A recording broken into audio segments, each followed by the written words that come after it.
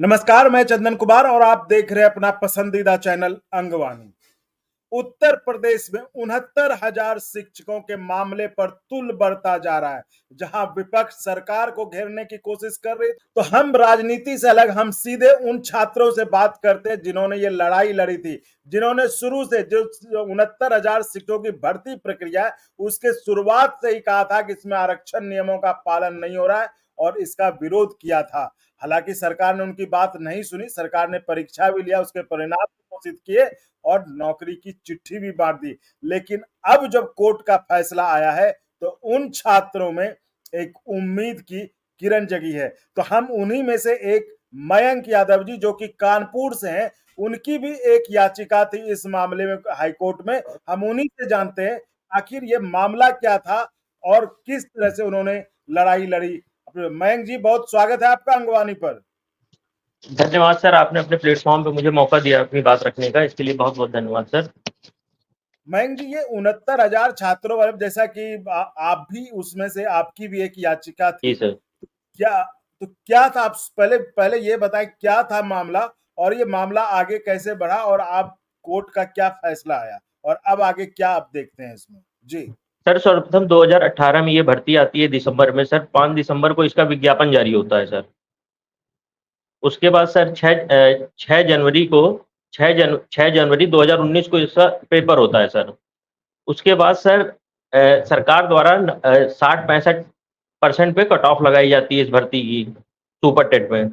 उसके बाद सर कुछ शिक्षा मित्रों द्वारा इसको सिंगल बेंच में चैलेंज कर दिया जाता है इस कट ऑफ को।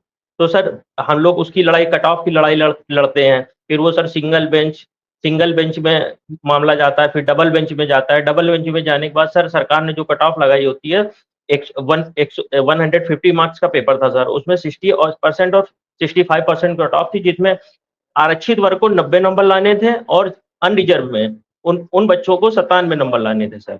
तो अंततः जाके हम लोग डबल बेंच से कट ऑफ के मैटर में विजय हासिल करते हैं सर। उसके बाद सरकार सर 15 दिन के अंदर लिस्ट निकालती है 69,000, मतलब जो पास होते हैं सर 69,000 वैकेंसी के लिए 1,46,000 लोग सर। फिर उसके बाद हम लोगों द्वारा जिला वरीयता का फॉर्म भरवाया जाता है, जिसमें कि सर 1,36,000 लोग फॉर्म भरते हैं। उसके बाद सर 1 जून 2020 को मेरिट सूची आती है 67,867 की सर, जिसमें कि वैकेंसी होती सर 69,000 की, जिसमें कि एसटी के बच्चे न मिलने की वजह से 1100 सीटें खाली रह जाती हैं सर। बाद में सर जब ये सारी प्रक्रिया होती है, जब लिस्ट आती है, तो हम लोग तो सोच रहे थे सर हम लोगों का सिलेक्शन बहुत आराम से हो जाएगा, क्योंकि ये भर्ती सर 1994 की नियमावली से और 1981 की नियमावली से हो रही थी। यहाँ पे सर अभी तक बेसिक शिक्षा विभाग में नियमावली में कोई संशोधन नहीं किया गया था।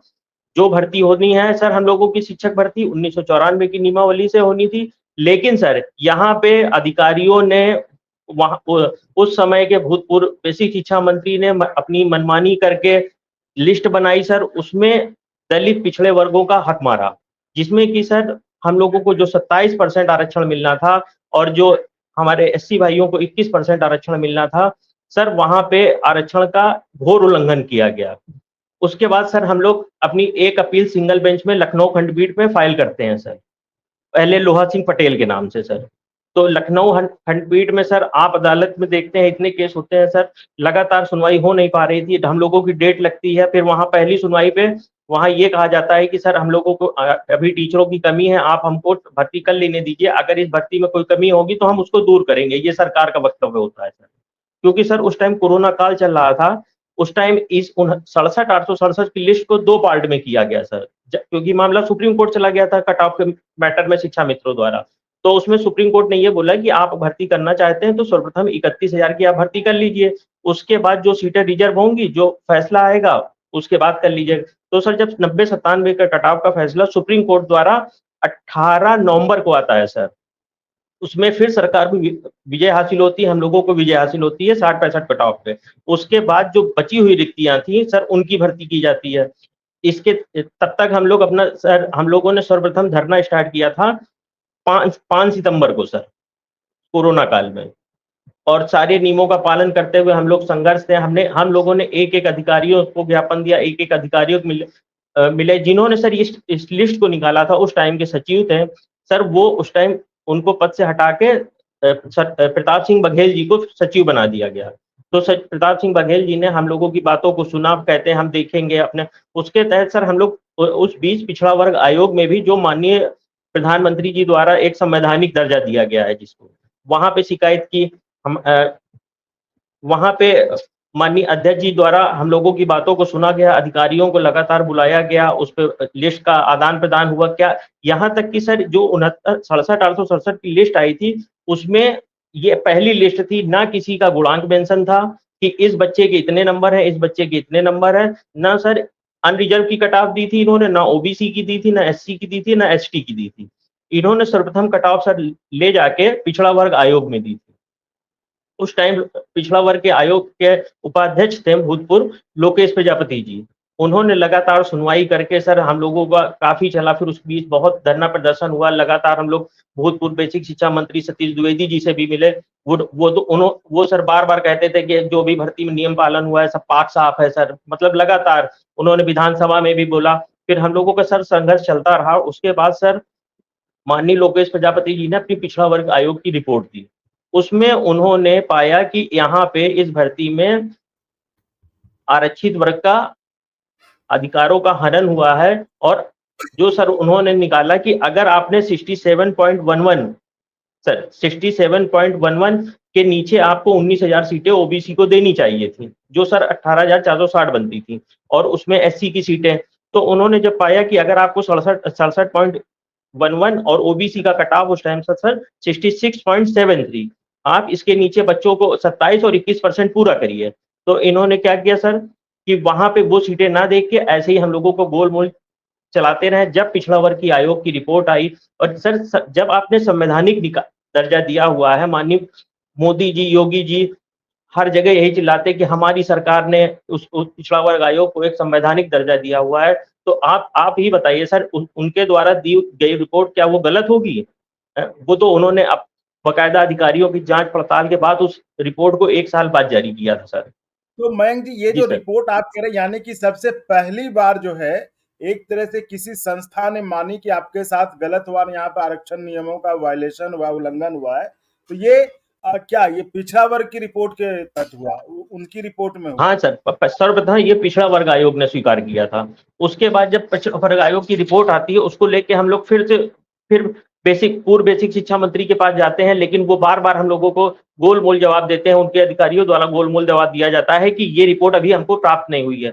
जब हम उन लोगों को रिपोर्ट लेके जाके देते हैं सर, और तो वहां बोला जाता है कि हम आपके द्वारा नहीं स्वीकार करेंगे, जब आयोग द्वारा हमको रिपोर्ट प्राप्त होगी तब हम स्वीकार करेंगे।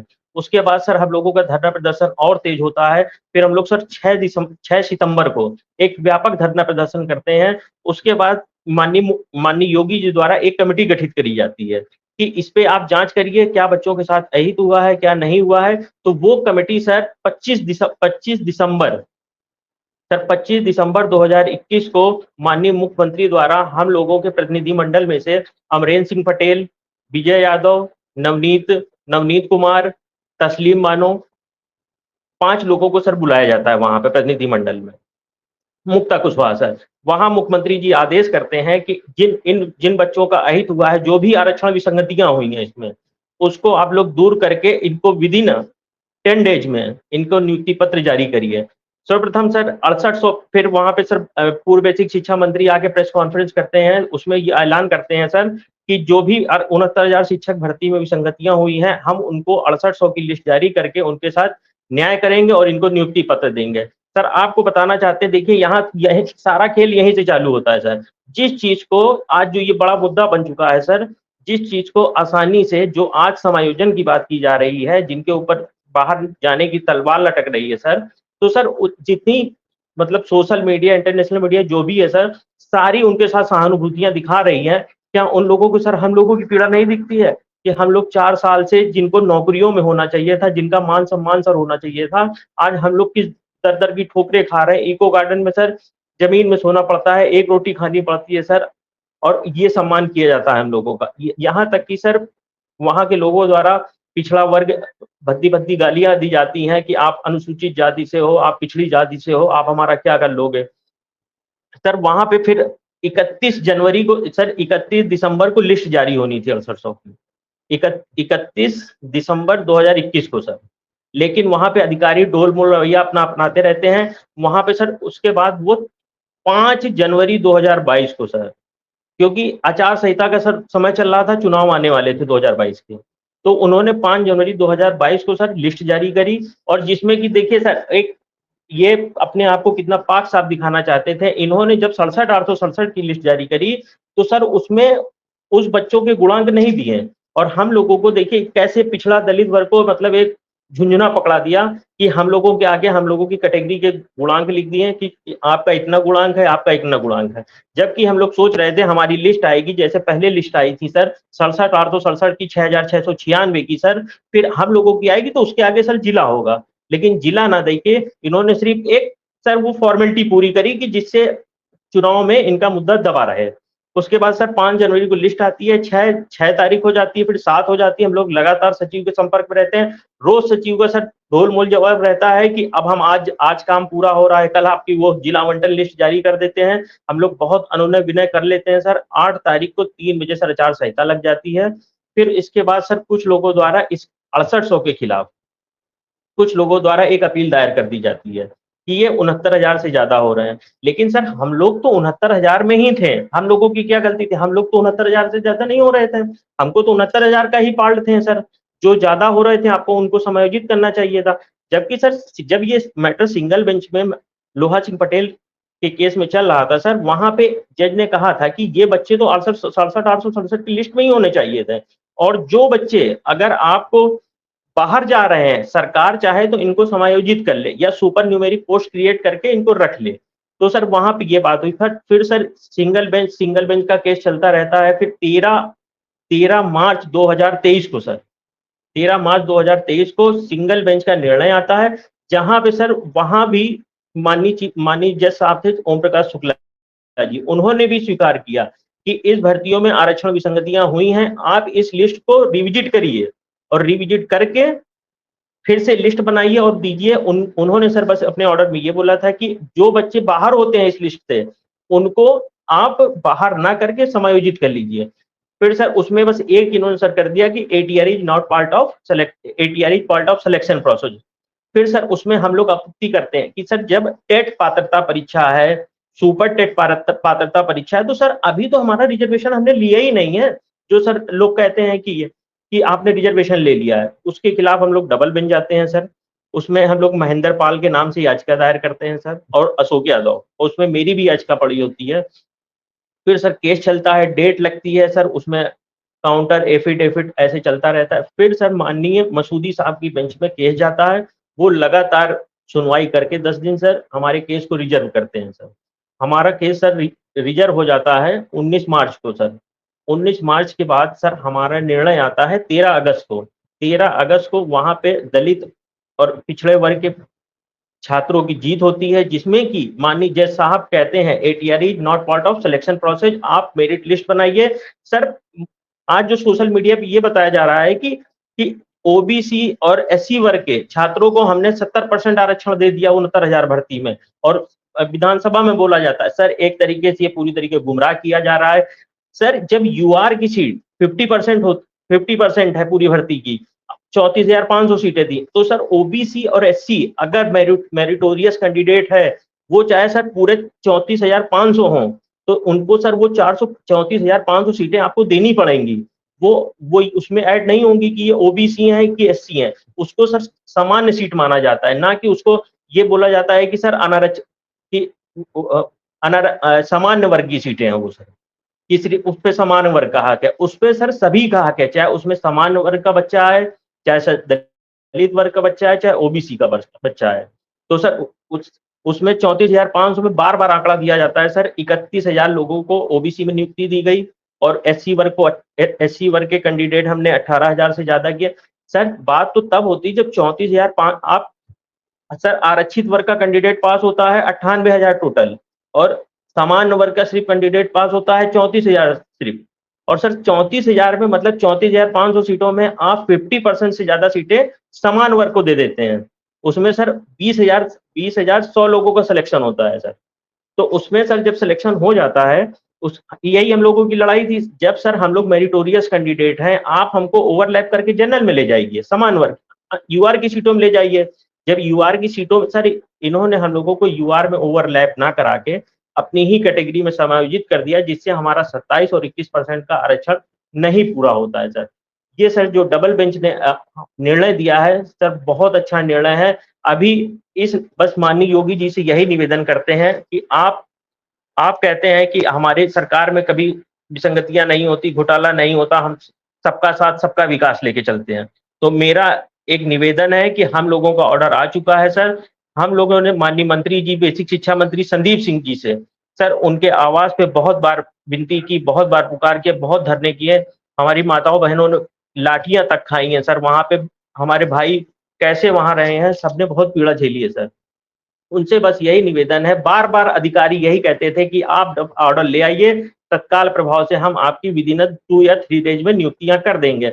सर कोर्ट ने 3 महीने कह दिए हैं, लेकिन सर अगर सरकार पिछड़ों दलितों की हितैषी है तो सरकार को तत्काल प्रभाव से 10 दिन के अंदर सर सारी नियुक्तियां कर देनी चाहिए। एक चीज बतानी थी सर, इससे पहले सर 12,460 भर्ती का भी ऑर्डर डबल बेंच का आता है। अब देखिए सरकार की मंशा सर उसमें करने की होती है विद इन 15 डेज में सर उनकी काउंसलिंग प्रक्रिया करा के 6,000 लोगों को उनको फिर से नियुक्तियां दे दी जाती हैं। अगर सर सरकार की मंशा है तो बस यही निवेदन है सरकार से कि सर हम लोग 4 साल से सड़कों पे हैं, अब हम लोगों के साथ न्याय करिए, दलित पिछड़ा को नियुक्ति दीजिए सर, विनती है आपसे सर। जी मैंग जी, तो आपने जो बताया ये कहानी है 4 से 5 साल तक उन संघर्षशील छात्रों की जो अभी सरकारी नौकरी में होते, लेकिन सरकारी मशीनरी की लापरवाही कह लें या जानबूझकर की गई गलती कह लें, जिसके कारण वो धरने आंदोलन पर खुली आसमान के नीचे वो रात बिताने को मजबूर थे, क्योंकि